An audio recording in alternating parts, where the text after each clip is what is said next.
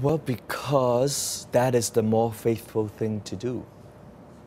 The danger of being in a monocultural environment is that we, like the people who are building the Tower of Babel, saying that, well, we are so, cool and we know each other and we can be very powerful and we speak the same language and we share the same value. You're good, I'm good.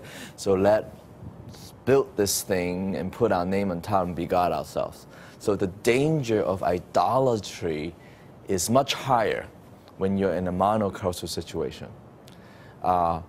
What God did in the Tower of Babel, besides having fun, I'm sure, was to teach us a lesson that by confusing our language, by creating diversity in how human community develop, that God is challenging us not to be idolatrous or lessen the temptation to be, and challenging us to struggle with our differences and find our way to Pentecost. Okay, and so in that sense, to be in a diverse environment is the more faithful way to be Christian community. Okay, so for example, you have your experience of God in Christ, right? And that's probably very different from how I relate to God through Christ.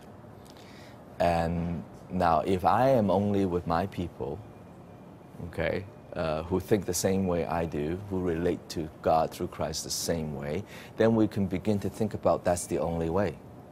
And you may, if you only are with your people, you might think that's the only way. We begin to make judgment toward each other.